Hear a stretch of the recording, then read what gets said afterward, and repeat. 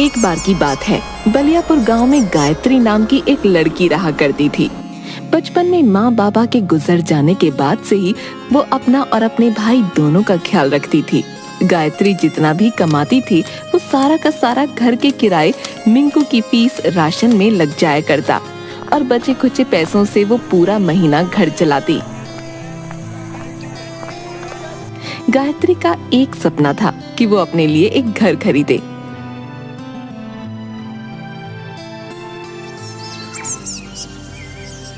एक दिन सुबह गायत्री का मकान मालिक धनीराम उनके घर पहुंचा।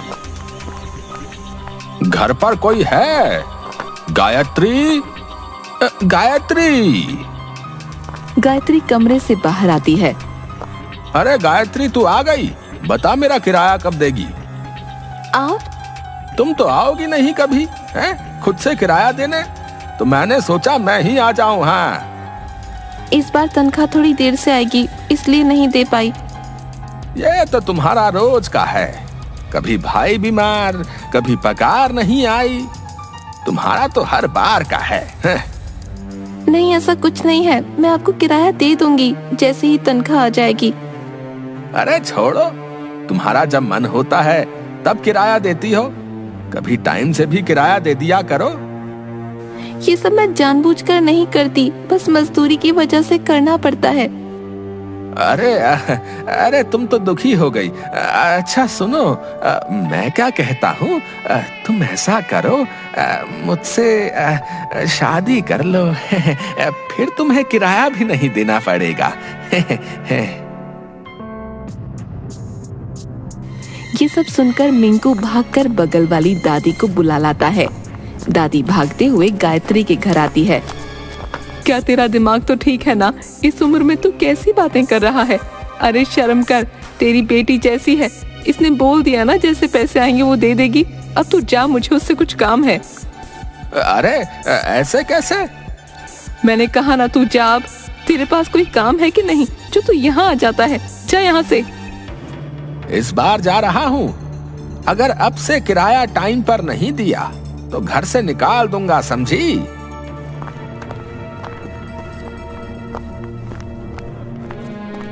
तू इस पागल की बातों को दिल से मत लगा। ये बुढ़ा तो पागल है। जो तुझे देर नहीं हो रही, तुझे भी तो काम पर जाना है।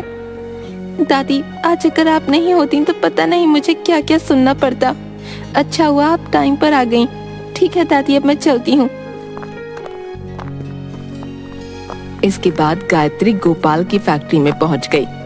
आओ गायत्री, मैं तुम्हारा इंतजार कर रहा था। आज हमें शहर से बहुत बड़ा ऑर्डर मिला है। और हाँ गायत्री, कढ़ाई का काम तुम ही करोगी। अगर ये ऑर्डर पूरा हो गया तो मैं तुम सबको बोनस दूंगा। सब मन लगाकर काम करना। सब अपने अपने काम में लग गए।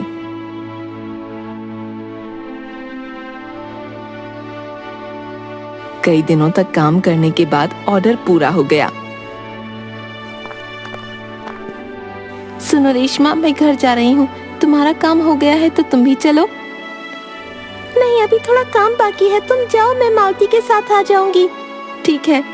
इसके बाद गायत्री घर चली गई। उसके जाते ही मालती बोली, ये गायत्री ना जब देखो अपने मन की करती है। पहले तो सुबह देर से आती है और शाम को जल्दी चली जाती है। छोड़ ना, तू भी कुछ भी बोलती है। सुबह उसके घर में कुछ हो गया था और अभी उसका काम खत्म हो गया। वैसे भी जाने का समय तो हो चुका है। तू तो जब देखो उसकी तारीफ करती है। अरे छोड़ना, बहुत काम करना बाकी है। अभी जल्दी जल्दी अपना काम कर।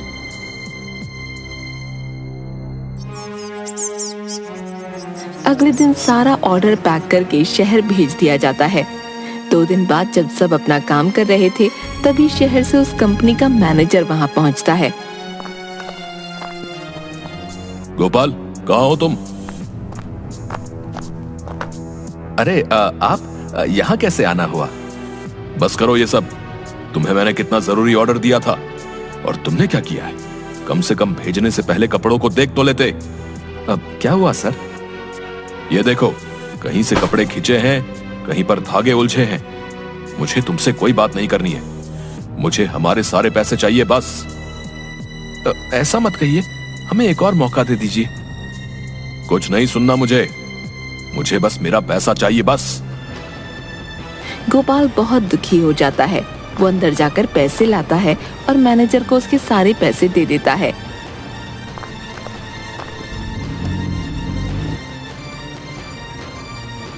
देख लिया, आप तो इसकी तारीफ करते नहीं थकते थे और इसने क्या किया, एक काम दिया था वो भी ढंग से नहीं किया। मैं तो कहती हूँ इसको यहाँ से निकाल दो। आज इसकी वजह से पहली बार आपको किसी से इतना सब कुछ सुनना पड़ा। ये कैसी बातें कर रही हो? तुम्हें क्या लगता है मैं क्या ऐसे काम करके भेजूंगी? मैंने कभी भी ऐसा काम नहीं किया, समझी तुम? पहले तो काम खराब करती हो, फिर झूठ बोल रही हो। तुम ये सब क्यों बोल रही हो? तुम चले जाओ, तुम्हारे जितने भी पैसे हैं वो मैं दे दूंगा। आज से पहले किसी ने भी मुझे मेरे काम के लिए इतना बेइज्जत नहीं किया। आज मुझे पहली बार ये सब सुनना पड़ा। तुम चली जाओ बस। यह सब सुनने के बाद गायत्री दुखी मन से वहां से चली गई।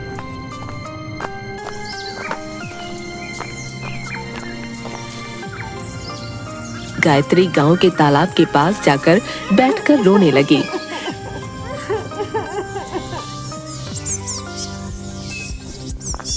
शाम होते ही गायत्री अपने घर वापस लौट गई। क्या हुआ गायत्री, तुम इतनी दुखी क्यों हो? क्या हुआ बच्चे? दादी, जो ऑर्डर हमारी फैक्ट्री में आया था उसे किसी ने खराब कर दिया और सब कह रहे हैं कि वो सब मैंने किया। आप तो जानती है ना दादी, मैं ऐसा गलत काम कभी नहीं कर सकती। हाँ मैं जानती हूँ, तू चिंता मत कर, सब ठीक हो जाएगा। आज अगर माँ और पापा जिंदा होते तो मुझे ये सब नहीं सहना पड़ता। ऐसे मन उदास नहीं करते बेटा, कभी कभी समय बदलने में वक्त लगता है। जानती हो सबसे ज्यादा जरूरी क्या है? ये समझना कि एक दिन सब ठीक हो जाएगा। इसलिए आराम से घर जाओ, देखना तुम्हें जल्दी कोई काम मिल जाएगा। दादी, मुझे खुद की चिंता नहीं है, मुझे मिंकू के लिए डर लग रहा है। बिना नौकरी के मैं उसकी देखभाल कैसे करूंगी? तू चिंता मत कर बेटा, सब ठीक हो जाएगा। इसके बाद गायत्री घर चली गई। उसने देखा कि मिंकू उसका घर पर इंतजार कर रहा था। दीदी आप आ गई? तुम बाहर क्या कर रहे हो? अंदर चलो। क्या हुआ दीदी, आप उदास हो? अरे नहीं बाबा, मैं बस थक गई हूँ। चलो तुम पढ़ाई करो, मैं रात का खाना बनाती हूँ। रात का खाना खाने के बाद मिंकू सो गया, लेकिन गायत्री नहीं सो पाई। वो पूरी रात रोती रही और माँ को याद करके रोते रोते उसकी आंख लग गई। सपने में उसे एक रोशनी आते हुए दिखी। ये कैसी रोशनी है? मैं हूँ गायत्री, रो मत बेटा। आज के बाद तू कभी दुखी नहीं रहेगी। कल जब तू उठेगी तो तुझे तेरी जिंदगी का सबसे बड़ा तोहफा मिलेगा। आप आज तक क्यों नहीं आई मुझसे मिलने? आपको क्या आज से पहले मेरी याद नहीं आई? बोलिए। कभी कभी बहुत सी चीजें हमारे हाथ में नहीं होती, भूल जाओ वो सब। कल से तुम्हारी जिंदगी बदलने वाली है। कल का इंतजार करो, बस जाओ, अपना ध्यान रखो। कल से तुम्हारी जिंदगी आसान हो जाएगी।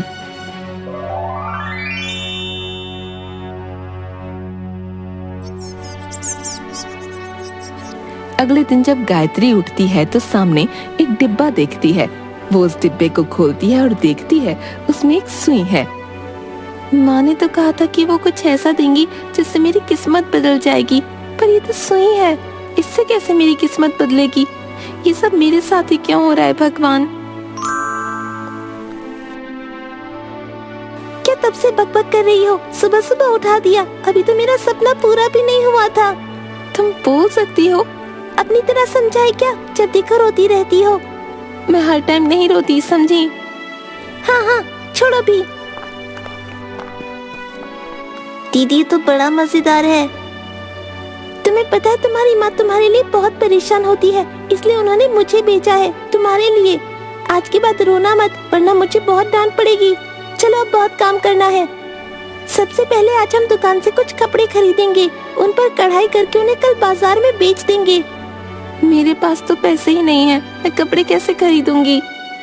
कोई बात नहीं, वो सब मैं देख लूंगी। तुम्हें बस उन कपड़ों में कढ़ाई करके तैयार करना होगा और कल हम बाजार में उन्हें बेचने जाएंगे। पर इतनी जल्दी मैं सारे कपड़े कैसे तैयार करूंगी? उसके लिए मैं हूँ ना, तुम बस मन में सोचना, बाकी काम मैं कर दूंगी।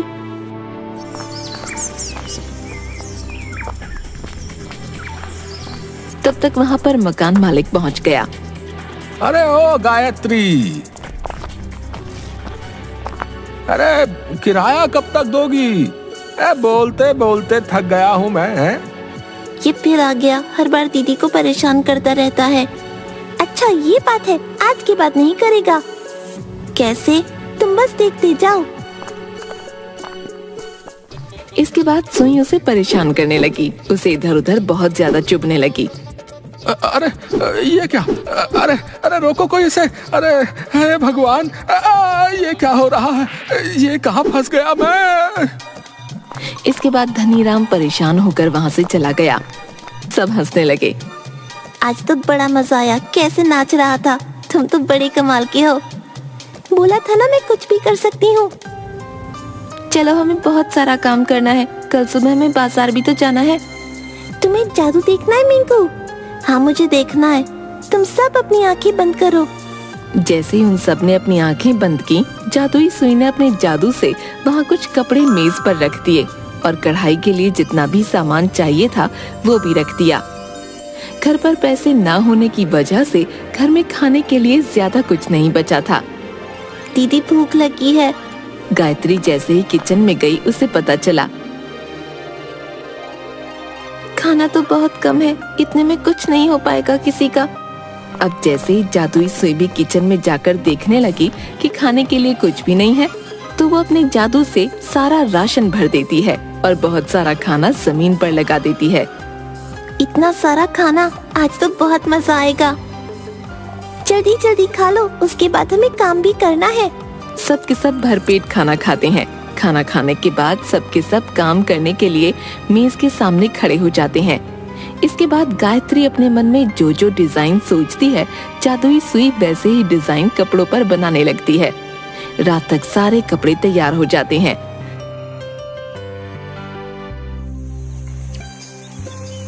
अगली सुबह गायत्री बाजार जाती है और एक अच्छी सी जगह देखकर वहाँ पर अपना सामान लगा देती है। आइए आइए, यहाँ देखिए कितने अच्छे अच्छे कपड़े हैं। ऐसी कारीगरी आपने कभी नहीं देखी होगी। देखना बिल्कुल मुफ्त है, जो भी आएगा खुद को निराश नहीं पाएगा।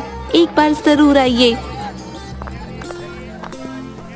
दो औरतें आपस में बातें करते हुए, चलें क्या एक बार देखते हैं ना कैसे कपड़े हैं, देखने में क्या दिक्कत है, अब चलो ना। दोनों की दोनों गायत्री के सामने आ जाती हैं। आइए ना, ये देखिए। अरे ये तो कितना सुंदर है, तो देखना। अरे हाँ ये तो बहुत सुंदर है, ऐसा करो मुझे एक जोड़ी दे दो। धीरे धीरे वहाँ के सारे कपड़े बिक गए। काम खत्म होने के बाद गायत्री अपने घर लौट गई। कैसा गया आज का दिन? आज का दिन तो कमाल हो गया। इतने सारे लोग थे कि सामान कम पड़ गया। पता है उन्हें हमारा काम बहुत पसंद आया, वो बस मांगते ही जा रहे थे। हमें बस आगे भी ऐसी ही मेहनत करनी होगी। गायत्री दिन रात मेहनत करने लगी। कुछ महीनों में गायत्री ने अपने लिए एक दुकान खरीद ली और उस दुकान से जितनी भी कमाई होती उससे गायत्री ने एक घर खरीद लिया। तीनों वहाँ खुशी से रहने लग गए।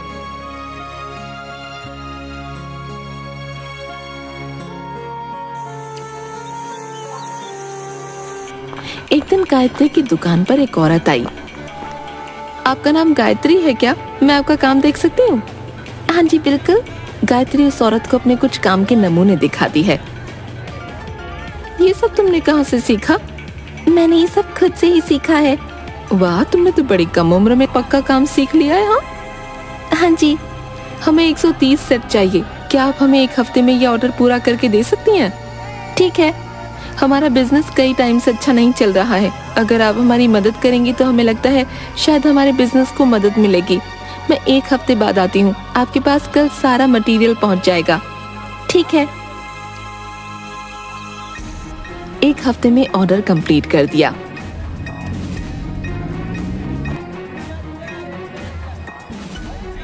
नमस्ते, ऑर्डर पूरा हो गया क्या? हाँ जी पूरा हो गया, बस हम आपका इंतजार कर रहे थे। सारा सामान ठीक से पैक कर दिया है ना? हाँ जी। ये लीजिए आपकी पेमेंट। इसके बाद वो औरत सामान लेकर चली जाती है।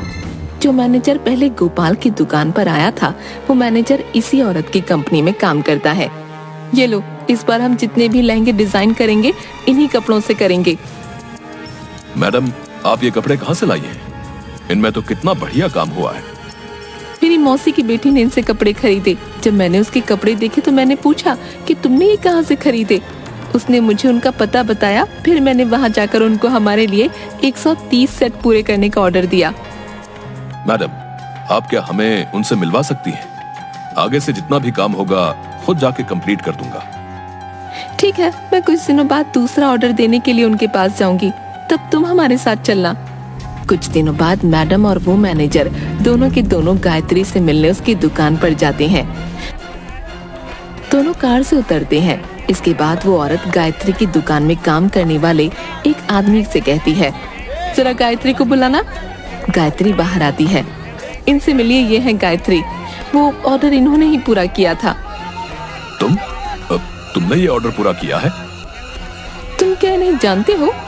हाँ मैडम, उस दिन जो हमारी कंपनी का बहुत बड़ा लॉस हुआ था, इन्हीं की वजह से हुआ था। इन्होंने कपड़े इतने बेकार भेजे कि उस दिन का पूरा इवेंट इनकी वजह से खराब हो गया था। कि तुम कैसी बातें कर रहे हो? इन्होंने इतना अच्छा काम किया है, भला एक कारीगर अपना काम खराब करके अपना नाम क्यों खराब करेगा? वही मैं भी सोच रहा हूँ। तो उस दिन ये काम किसने किया? मैंने सारा काम सही किया था, लेकिन पता नहीं क्या हुआ कि जब आप उस पार्सल को लेकर गए सारे कपड़े खराब निकले। मैंने तो सारा खुद एक एक कपड़ा देखकर पैक किया था। उस वजह से मेरी नौकरी भी हाथ से चली गई। अब मुझे माफ कर दो। हमें उस दिन इतना बड़ा लॉस हुआ कि गुस्से में मैंने तुम्हें बहुत भला बुरा कह दिया। उस दिन मैंने गोपाल को भी बहुत कुछ सुना दिया था। मुझे उससे माफी मांगनी चाहिए। मैं आज ही उनसे माफी मांगने जाऊंगा। तुम भी चलो। सबको ये बताना जरूरी है कि उस दिन गलती तुम्हारी नहीं थी। हाँ गायत्री, तुम्हें जाना चाहिए। जिसने ये गलत काम किया है उसे ये सजा मिलनी चाहिए। गायत्री, मैडम और वो मैनेजर तीनों के तीनों गोपाल के कारखाने में जाते हैं। अब आप सब यहाँ? अब मुझे माफ कर दो गोपाल। मुझे आज पता चला कि उस दिन गलती गायत्री की नहीं थी। किसी ने जानबूझकर वो कपड़े खराब किए थे। अब लेकिन वो कौन था? वो सब मुझे नहीं पता, लेकिन तुम्हारे लोगों में से ही कोई है। उस दिन आखिर में कौन गया था? गायत्री के जाने के बाद मैं और रेशमा ही बचे थे। उसके बाद आपने मुझे मार्केट भेज दिया था। उस दिन तो मुझे लगता है रेशमा ने ही ताला लगाया था। इससे ज्यादा मुझे नहीं पता। अगली सुबह सबसे पहले कौन आया? रेशमा ने शाम को ताला लगाया था, इसलिए मैंने जल्दी आकर सुबह ताला खोल दिया। सारा सामान पैक था, इसीलिए मैंने सामान को गाड़ी में रखकर सेट कर दिया। उसके बाद आप आए और आपने कहा कि गाड़ी को शहर भिजवा दो, तो मैंने शहर भिजवा दिया। लेकिन मैंने तो कपड़ों की पैकिंग ही नहीं की थी, तो सुबह कपड़े पैक किसने किए? मुझे नहीं पता। जब मैं आया था तब तो सारे कपड़े पैक थे। मैं भी चली गई थी, इसलिए मैंने तो नहीं किए। रेशमा, ये कपड़े क्या तुमने पैक किए थे? नहीं नहीं, मैंने नहीं किए। इसके बाद जादुई सुई रेशमा को परेशान करने लगी। मुझे बचाओ, कोई इसे हटाओ। ये सुई बार बार मुझे क्यों चुभ रही है? क्या हो रहा है? कोई रोको इसे, मैं बताती हूँ। सच बताओ। अगर तुमने सच नहीं कहा तो मैं तुम्हें पुलिस के हवाले कर दूंगा। फिर बाकी पुलिस ही देखेगी उन्हें क्या करना है। नहीं, आप पुलिस को मत बुलाइए, मैं बताती हूँ। वो सब मैंने किया था। लेकिन तुमने वो सब क्यों किया? इस गायत्री की वजह से। जब देखो सब इसकी तारीफ करते रहते हैं, यहाँ तक कि मेरी दादी भी। उनके लिए तो उनकी असली पोती ये है, मैं नहीं। जब देखो परेशान करके रखा हुआ था। ये सुई में धागा डाले तो वो और हम चाहे जितना मर्जी काम कर लें, कोई हमारी तरफ देखता नहीं था। इसलिए मैंने उस दिन गायत्री और मालती के जाने के बाद इसके कपड़े खराब कर दिए और पैकिंग करके रख दिए। तुम्हें शर्म नहीं आई रेशमा? तुम्हें पता है मेरे पास केवल एक यही नौकरी थी जिससे मैं अपना घर चला रही थी। नौकरी जाने के बाद मैं और मेरा भाई सड़क पर आ गए थे। क्या करते हम? एक बार भी नहीं सोचा तुमने? तुम इतनी मतलबी कैसे हो गई? मैं तो कहता हूँ उसे पुलिस के हवाले कर देते हैं, धोखाधड़ी के आरोप में। नहीं, जाने दो इसे। अगर इसे जेल में भिजवा दिया तो दादी अकेली रह जाएंगी। इस उम्र में इतनी परेशानियां वो नहीं झेल पाएंगी। उनके काफी कर्ज है मुझ पर। उनके लिए इतना तो मैं कर ही सकती हूँ। हाँ, और ये गंदी सोच अपने दिमाग से निकाल देना रेशमा। आज तो बच गई, अगर अगली बार नहीं बची तो जिंदगी भर खुद को कोसती रहोगी। मैं चलता हूँ गायत्री। और हाँ, आगे से हमारे सारे ऑर्डर को तुम ही संभालोगी। तुम्हारा काम हम सबको बहुत पसंद आया है। हम चाहते हैं कि तुम हमारे साथ पार्टनर बनकर रहो और कपड़ों में कढ़ाई का काम तुम ही देखो। मुझे माफ कर दो गायत्री। काश अगर सब मैंने समय पर पता कर लिया होता तो तुम्हें इतना सब कुछ नहीं सहना पड़ता। कोई बात नहीं, अगर उस दिन वो सब नहीं होता तो मैं आज जिंदगी में इतनी खुश ना होती। भगवान ने इन सब से मुझे एक मौका दिया ताकि मैं खुद के लिए कुछ अच्छा कर सकूं। उसके बाद सभी अपने घर लौट जाते हैं। गायत्री और भी मेहनत करती है और धीरे धीरे सभी अपना जीवन खुशी से बिताने लगते हैं।